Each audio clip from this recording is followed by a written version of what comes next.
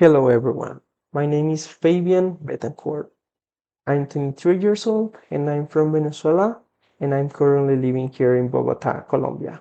So let's start with the topic of this week. It is the JavaScript Event Listener. This is a simple website that I have that I create for you. Um, so I can show you how the event listener works. I have a little title. I have a title here. I have a paragraph. I have a bottom, and I have my picture. This is my profile picture. Mm, First of all, I want to show you that in this website, I don't have any JavaScript running now or working now. If I press the button, I don't receive any response. If I don't know, select the paragraph or click to the image and I don't receive any response. Okay, so first of all, let me show you the meaning of the event listener. Sorry. Um, Imagine that the event listener is a part of our code that will pay attention for a specific action for the user. For example, I can have a listener for this event. Press the button, that will be an event. And I will have a part of my JavaScript code that will pay attention and will listen if the user complete or performs this event so we can do a specific action. Another example, I can have another or different listener if the user copy or select this part of the code. I can have a specific part of my JavaScript code that will pay attention for this option, and I can perform an action based on what the user do in the website. Okay, so this is the basic explanation for this. I think that I can explain better with examples. So let me show you what is the website that I have here. This is a basic one. I have the H1 with the JavaScript listener. I have a paragraph. I have a bottom. I have another paragraph without any letter, and I have the image here. I have my JavaScript code reference here. And pay attention for this because for all of those, I have an ID. For the paragraph, for the bottom, for the other paragraph and the image, I have a specific ID that I will use in my JavaScript code. Perfect. Let me start with the topic. Oh, perfect.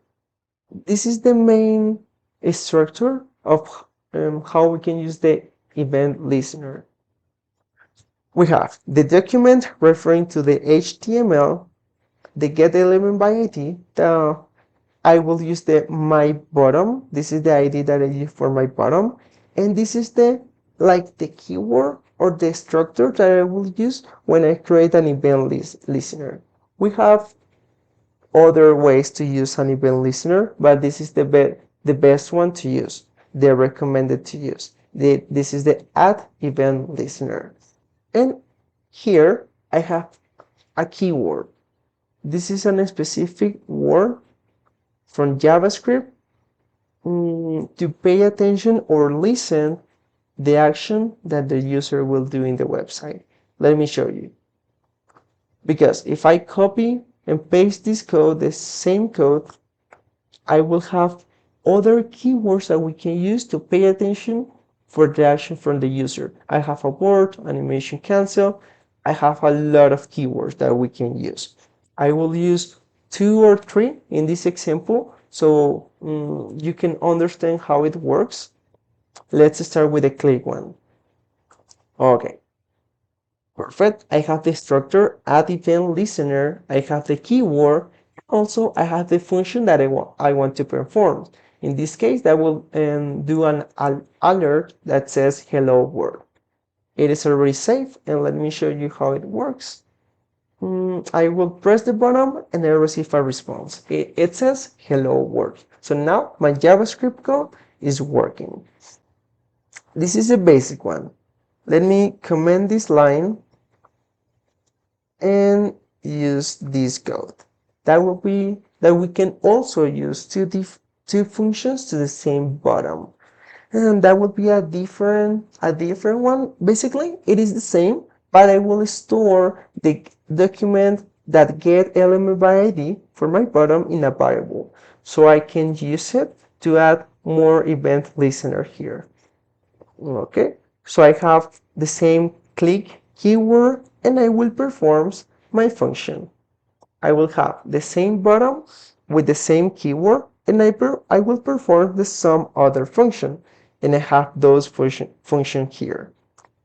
If I press the button, I will receive the hello word and also I will receive this function was also executed.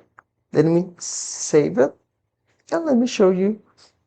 If I press the button here, I will receive the first alert, hello world. I press accept, and I will see the second function. This function was also executed. So in this case, we realize that our code is working well. I have the document and get element by ID. I have the add event listener. I have the keyword, and I have the function that I want to perform. Let me show you some different examples with the different keywords and also different elements like a picture and also a paragraph. Okay, let me use this code here. Okay, I know that this is several lines of code, but it is very simple. I will show you that it is very simple. For example, I have a variable here. This is the same example than above. It is document that get element by ID. This is the bottom. And for this bottom, that now is the variable x, I will add an event listener that will listen when the user put the mouse over the bottom. And I will perform my function. This is the function that I have here. And it says mouse over. On the other one is with a click. We already know how the click works. That will be the second function. I'm going to click it and the mouse out. This is the third function. I have it here and that will be mouse out. This is very simple. What else? I will use a different ID, get element by ID for my image, for the profile photo. And I will use a different keyword. That will be context menu. That will be when the user press the right button in the mouse, and I will perform the photo function. This is selected, and I will use for my paragraph a different keyword. That will be copy, and that will be listen when the user copy a text. I have the functions here and I have the basic event listener with the functions related with it. So let me show you now in the website how it works. For example, I will put the mouse over the bottom and I will get mouse over. Now the JavaScript is working. If I get the mouse out, I will get mouse out. If I click the bottom, I will get clicked. The bottom is working well. So let me show you what happened if I press the right button in the mouse. Okay, I will get selected. And also, if I select to copy the paragraph and I press Ctrl Z, that will be for copy the text, I will get copy. So perfect. That was a little example of how we can use the event listener in our code.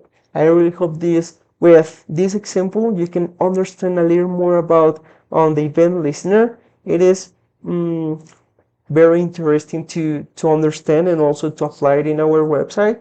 So I invite you to use it in your code.